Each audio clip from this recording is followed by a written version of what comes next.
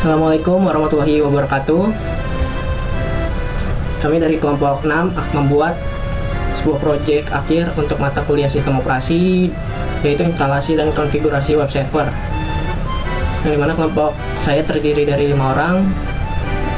Saya Raffi Virgi Prasetyo dengan NIM 19231953. Yang dimana anggota saya berisi 4 orang lagi dengan nama Riel Dion Kurniawan Ponengge dengan NIM 19231082, Bagas Kusuma PD 19231877, Wiritania Nur Ulia dengan NIM 19231905, Nabila Sulisdiani Putri dengan NIM 19231983.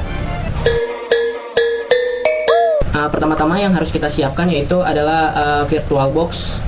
Dalam instalasi ini, yang dimana kita bisa mencari dengan URL virtualbox.org, dimana kalau kita mau menginstal pada Windows, kita bisa download yang ini, Windows Host. Nah, yang kedua kita harus download OS-nya atau OS ininya.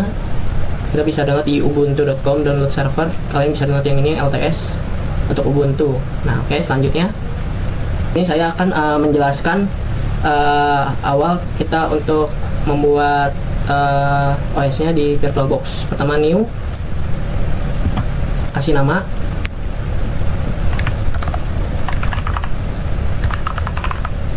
Kita cari ISO-nya yang Ubuntu.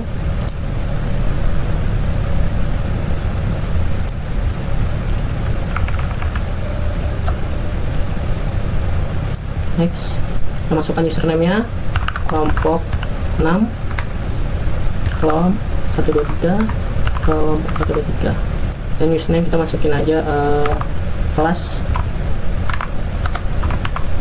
39. Oke. Next, ini untuk hardware-nya. Next, ini untuk RAM-nya. ROM-nya kita 15 GB saja. Oke, next, finish. Nah, ini yang harus kita setting tambahan yaitu ada pada bagian network sini. Nah, nanti ini kita ubah jadi bridge. Kita ubah jadi bridge adapter. Oke. Di sini bisa kita ini juga Ubuntu-nya, baru kita oke. Nah, itu untuk konfigurasi awalnya.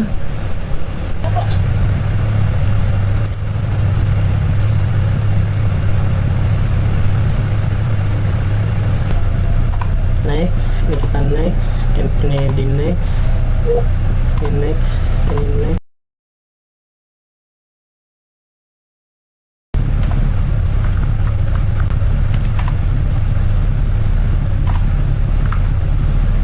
Kita continue. Nah, di sini kita masukin namanya, berarti kelompok 6. Ya, service name-nya itu berarti kelompok 6. Username-nya sini username kelompok 6. Servernya baru pakai kelas 19.5A39. Passwordnya kalau 6.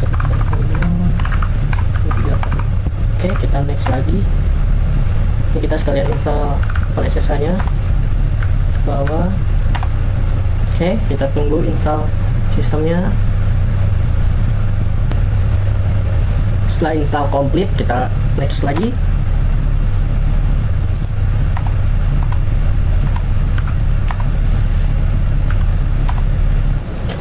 Nah, setelah kita menginstal, kita coba login kelompok 6.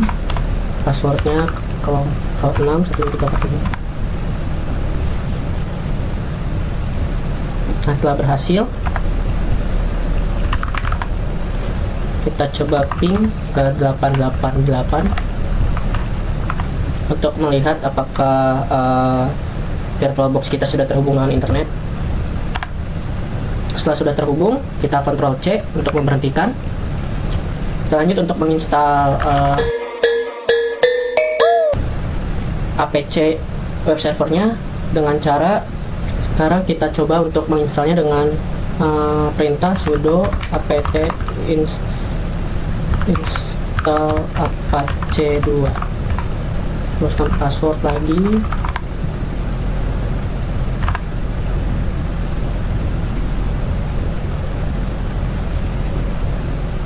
Selanjutnya untuk mengecek apakah Apache sudah terinstall dengan perintah sudo systemctl status Apache 2. Nah, di sini udah ada tulisannya active running dan servisnya enable. Oke, kita akan mencari IP interkoneksi dengan ini dengan perintah IP A. Nah, di sini kalian bisa melihat IP-nya itu yang ada di inet 192.168.0.102. Coba di web browser untuk mengetik alamat IP tersebut. 192.168.0.102. Nah, sudah berhasil di sini terhubung, sudah berjalan server web Apache-nya Ubuntu. Coba modifikasi web browser tadi. Yang pertama harus kita masuk ke cd var www.html. Sini kita ls dulu, ada index. Kita coba masuk ke index html, masukkan namanya. Nah, di sini kita bisa edit.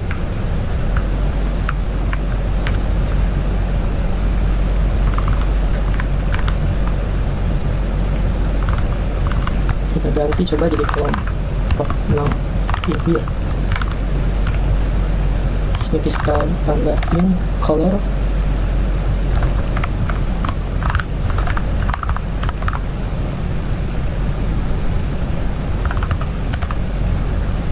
Kita save dengan cara Ctrl S dan keluar dengan cara Ctrl X dari nano.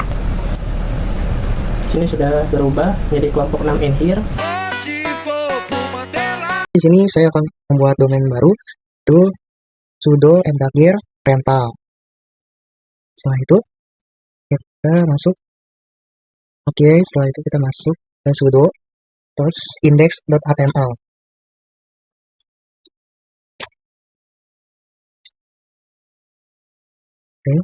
Jadi seperti ini tampilannya. Lalu kita tambahkan itu untuk kata-katanya ya. Saya tambahkan seperti ini.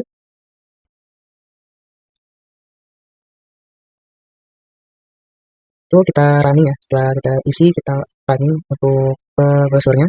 Tanya seperti ini ya. Kelompok 6 in here. Tes kelompok 6. Ya, seperti ini. Nah, tetapi ini masih IP, tapi belum domain. Sehingga ketika kita melakukan ke domain itu tidak bisa. Seperti ini teman-teman ya.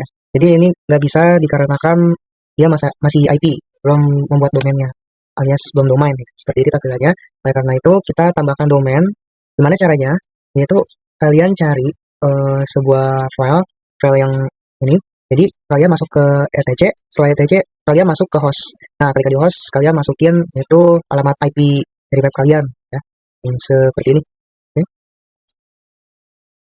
Oke, setelah itu kita lanjut yaitu menginstal PHP dan MariaDB. Nah, fungsinya apa? Untuk PHP ini itu fungsinya untuk memproses logika aplikasi dan MariaDB itu untuk menyimpan data aja. Oke, ini seperti ini ya. Kalian boleh simak seperti apa. Ini.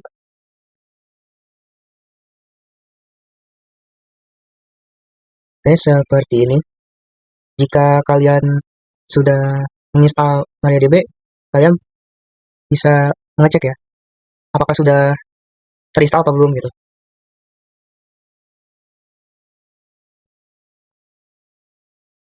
Oke, seperti ini.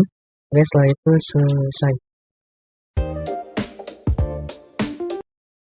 Baik, perkenalkan nama saya Rildin Kurniawan Panage dengan NIM 19232082. Pada video kali ini saya akan menjelaskan proses instalasi server, konfigurasi dasar, dan integrasinya dengan firewall menggunakan YFI. Sebelum masuk ke langkah-langkah, berikut penjelasan singkatnya. FTP server adalah layanan yang digunakan untuk mengirim, menerima, dan mengelola file di antara klien dan server melalui jaringan. Sedangkan firewall adalah sistem keamanan yang berfungsi untuk mengatur dan membatasi akses ke server, agar hanya koneksi yang aman dan diizinkan saja yang dapat masuk. Selanjutnya kita akan memulai proses instalasi FTP dengan menggunakan perintah berikut. instalasi selesai, kita akan menjalankan layanan FTP servernya dengan menggunakan perintah berikut. Kemudian kita akan memasukkan password dan mengecek status layanannya.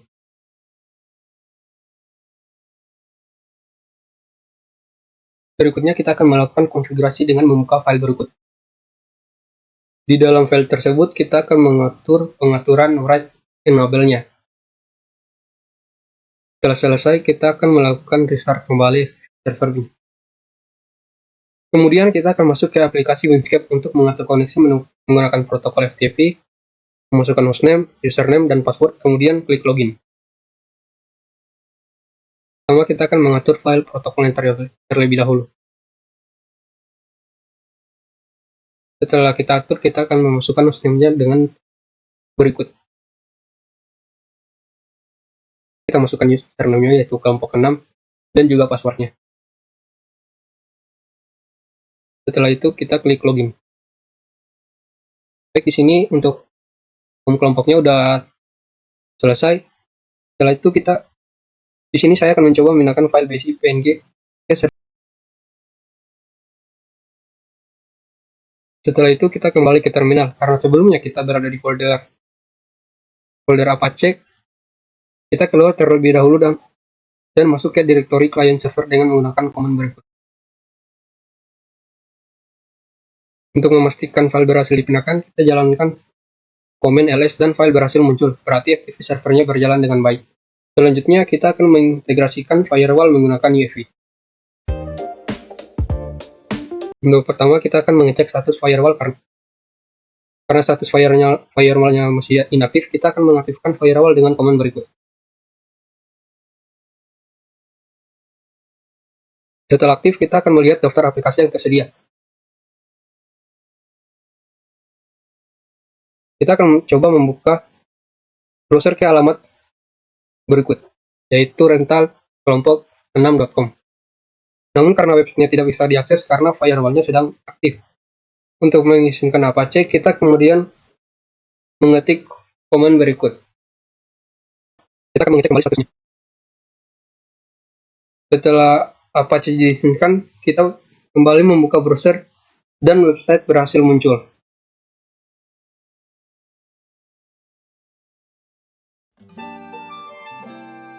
Perkenalkan, saya Nabila Susnani Putri dengan NIM 1923-1983 akan menjelaskan SSH. SSH atau Secure Shell adalah program khusus untuk menjalankan perintah pada sistem operasi secara remote. Oke, yang pertama-tama kita lakukan instalasi dulu menggunakan perintah sudo apt install OpenSSH server. Jadi lanjut, kita isi passwordnya. Jika sudah,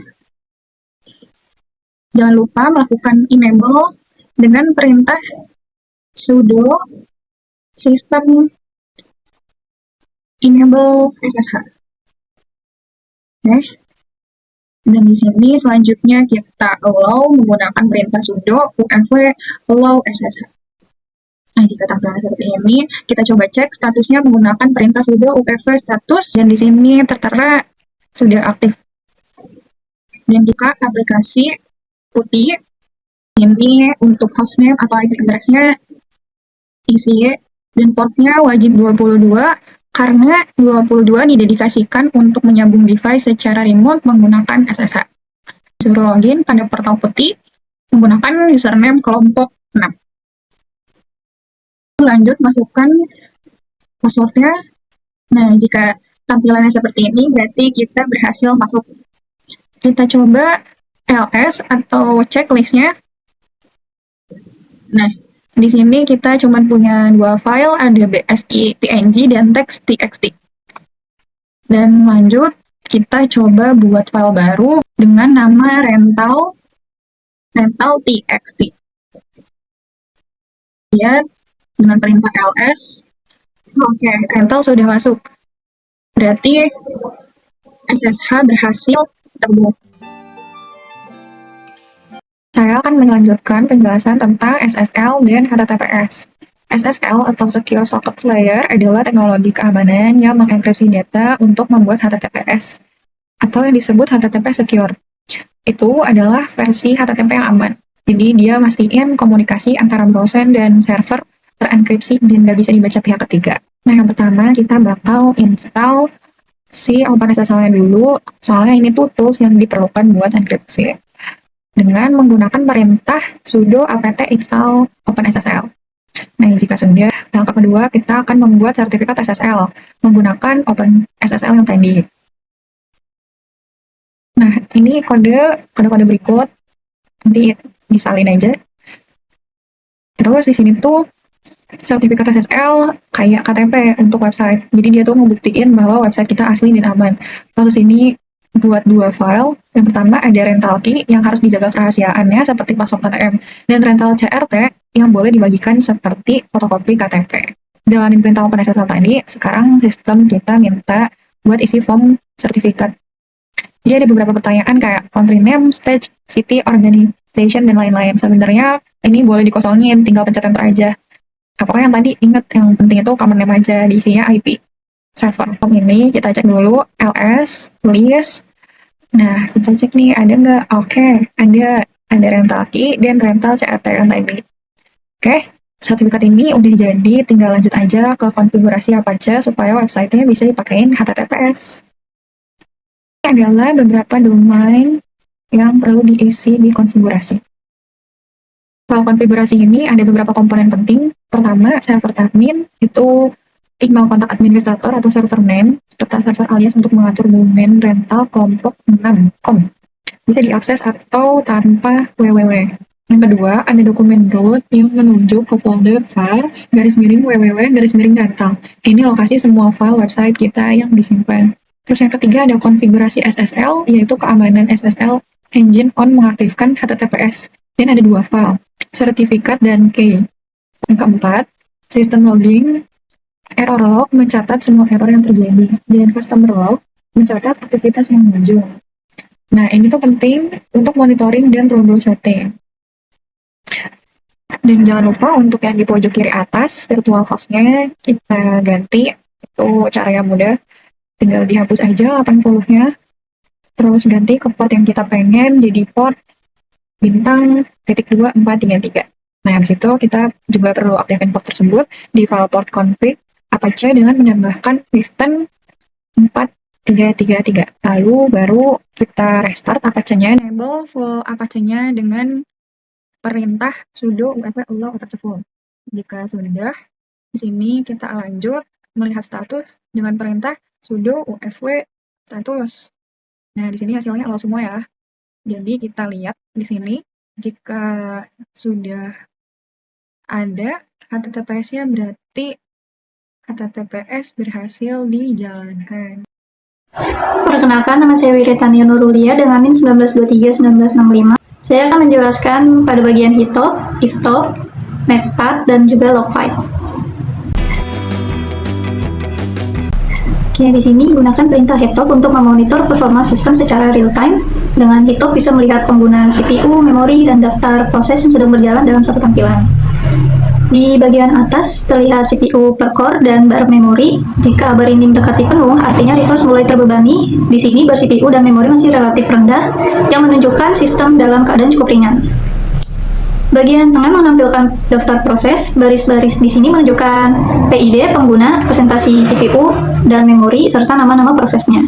Ini kita jadi tahu sistem operasi mengelola banyak proses sekaligus, bagaimana resource seperti CPU dan RAM dipakai, dan bagaimana cara seorang administrator mengawasi serta mengendalikan proses-proses tersebut secara langsung. Nah, cara menginstalnya itu dengan menggunakan perintah sudo apt install nettools. Nah, perintah ini untuk menginstal kumpulan alat jaringan lama di Linux. Menjalankan netstat itu bagaimana? Caranya itu dengan perintah netstat. Di sini akan muncul daftar koneksi dan port yang sedang digunakan, lengkap dengan protokolnya seperti TCP, UDP, dan juga alamat IP, serta status koneksinya. Dari tampilan ini bisa dilihat juga layanan apa saja yang sedang berjalan dan siap menerima koneksi dari klien. Di bagian lain dari tampilan netstat, kita juga bisa melihat adanya koneksi dari sisi klien. Ini menunjukkan bahwa ada perangkat atau aplikasi yang sedang terhubung ke layanan di server. Misalnya, klien yang membuka website lakukan remote login atau SSH. Dari sini bisa terlihat jelas konsep klien server. Server membuka port dan menunggu koneksi, sedangkan klien menginisiasi koneksi ke port tersebut untuk menggunakan layanan yang disediakan. Hanya ini, untuk kita bisa melihat bagaimana Netstat membantu administrator jaringan untuk memantau layanan apa saja yang aktif, port mana yang terbuka, dan koneksi dari klien yang sedang berlangsung. Ini sangat penting untuk pemeriksaan keamanan, troubleshooting jaringan, dan memastikan bahwa layanan yang kita buat benar-benar berjalan. Selanjutnya, menginstal iftop dengan perintah sudo apt install iftop. Iftop itu apa sih? Iftop itu adalah sebuah tools di Linux yang berfungsi untuk memantau pengguna bandwidth jaringan secara langsung pada sebuah interface. Lalu gunakan perintah sudo iftop. Ketika perintah iftop pertama kali dijalanin itu tampilannya masih kosong karena belum ada traffic yang cukup besar. Setelah melakukan aktivitas jaringan seperti merefreshnya, barulah akan muncul daftar koneksi di layar. Di sini terlihat pasangan host yang saling berkomunikasi, lengkap dengan arah traffic dan besarnya bandwidth yang digunakan. Pada tampilan bagian tengah, kita juga bisa melihat di sisi kiri dan kanan alamat IP atau hostname-nya dari perangkat yang saling terhubung, seperti lihat perangkat desktop Windows yang terhubung ke router atau server yang sedang dimonitor. Angka-angka di kolom kanan menunjukkan rata-rata kecepatan transfernya dalam beberapa interval waktu.